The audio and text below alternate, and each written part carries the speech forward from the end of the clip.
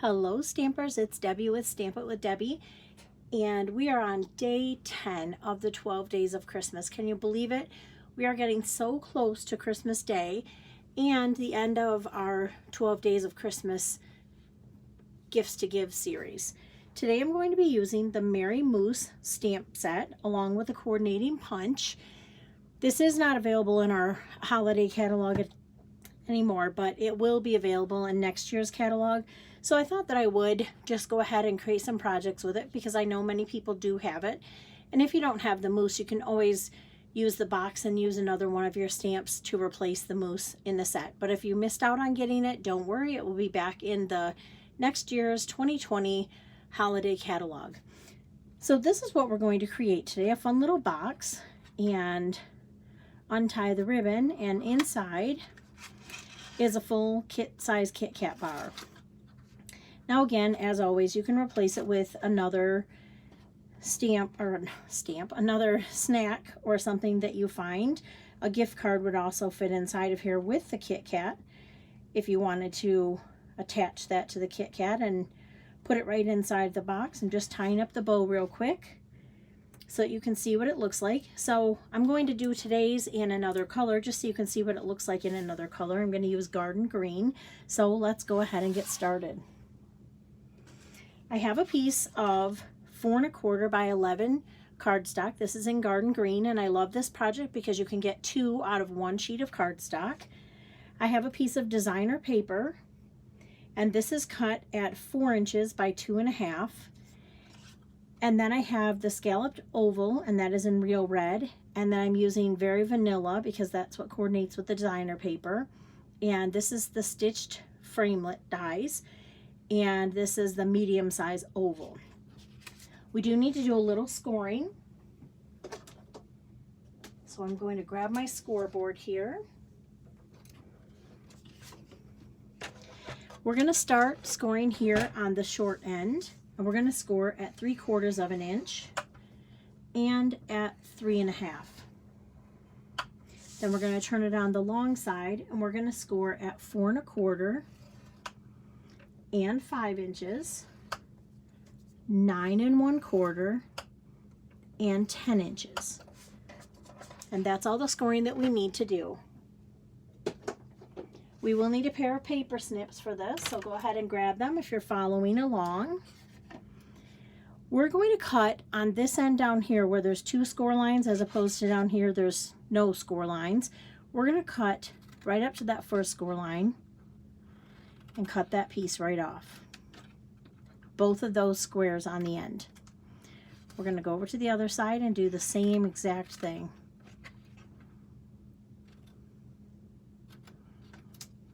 And then on these squares in the middle, we just need to cut them because we're creating a box. I always like to cut a little triangle just to make my box go together just a little easier.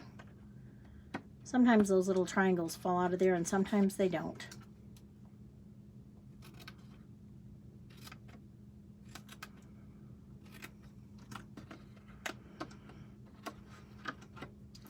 All right, and that's all the cutting that we need to do. I am going to round my corners. So I'm going to use my detailed trio punch. I want to round these corners just so it makes it go in the box a little smoother. So I am going to round both of those corners. If you haven't seen this punch, it has 3 different punches. This one you could put ribbon through, or if you just needed a little oval cut in something like for a little eyeball, I think that would be great. It's probably not what Stampin' Up! Had in mind, but that's what it looks like to me, a little eyeball. And then this punches out on the corner edges just to give you a little bit of detail. That is called the detailed trio punch. All right, now we'd need our bone folder, and we're just gonna go ahead and burnish the edges.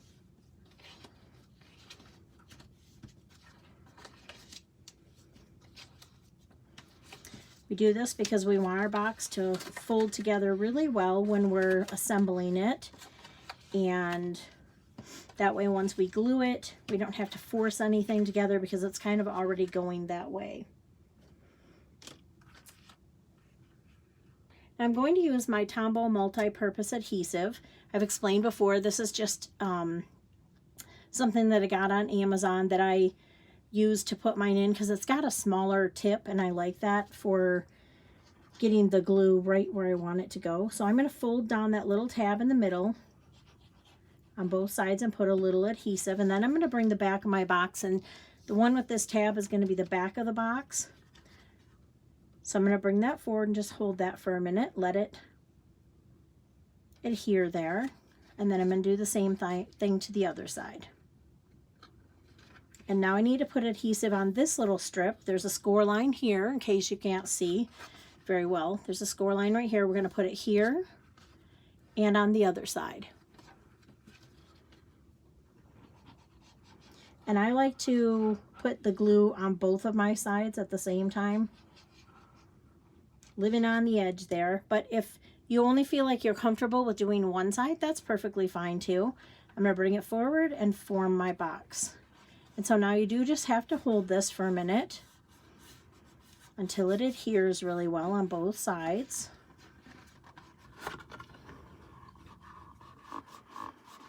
And then I'm going to give that some time to cure. So I'm just going to set it over here off to the side. And now we'll go ahead and do my stamping. Now on the other one, I did do the mousse. I punched out the mousse. I did some stamping in the back. And I just wanted to do something a little different on this one to use some of the other stamps. So this time, I'm going to use this little raccoon right here because I think it's so adorable.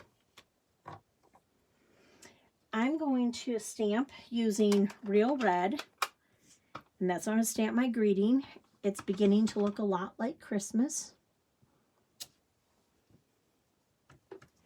And then I'll stamp the raccoon and the log in the Memento Tuxedo Black, so that I can color it in with my Stampin' Blends markers.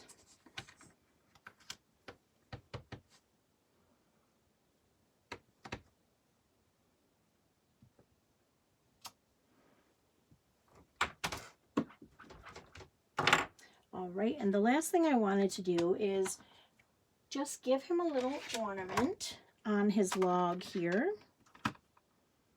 So I'll ink that up and just set the ornament right there. So he's having a little merry little Christmas too.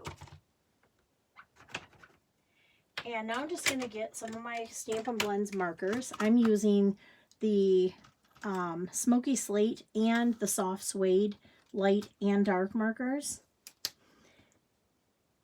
And this is how I like to do my shading. I color the outside where I think that the sun is not shining. So if the sun was coming in this way, there would be highlights here and there'd be dark on the back side. So I color the darkest color there. Then I come in with the lighter color. And then I just take my lighter color. I'm going to zoom in just a little bit so you can see. And kind of make circles over that edge. And then it helps it to blend in.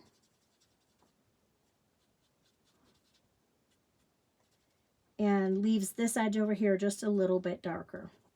And so I'm going to do the same thing over here on the tail.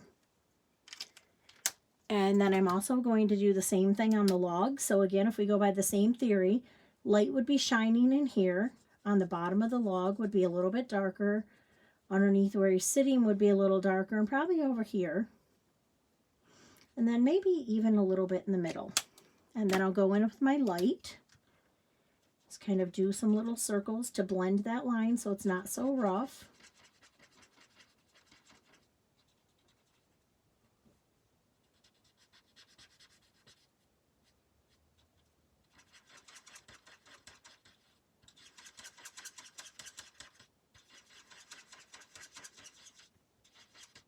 And then you'll end up with a little bit of lighter on the top and a little bit of darker on the bottom. And so that's all the coloring there is to this one. Now I'm going to, let me zoom back out so that it doesn't stay real focused there. I'm going to use some adhesive and attach this piece right to the top here. And same thing with this one. I'm going to put the garden green side out this time instead of the Real Red. And this is where I'm going to put my treat inside before I tie it up. Go ahead and close it, and I'm going to use some of this really fun curly ribbon from the holiday catalog, and it is in real red as well. And I'll just leave enough to tie a bow on top.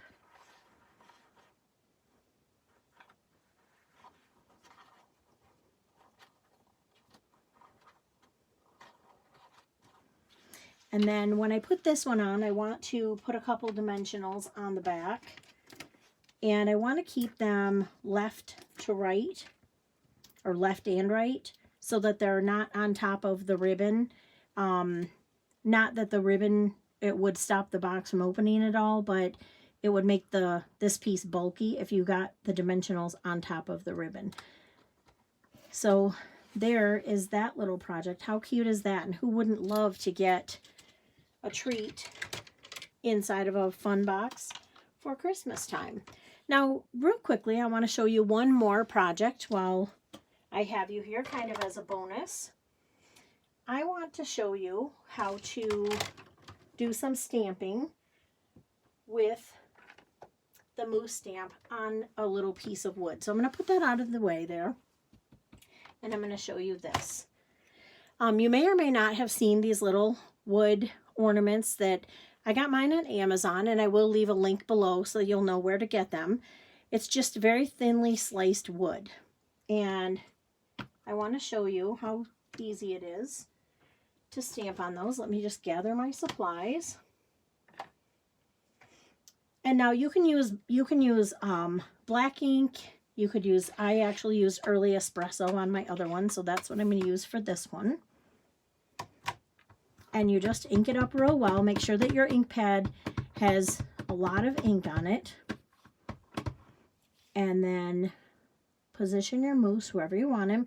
And then I just hold it down for a minute just to make sure that all of the ink has transferred off of the stamp and onto the moose.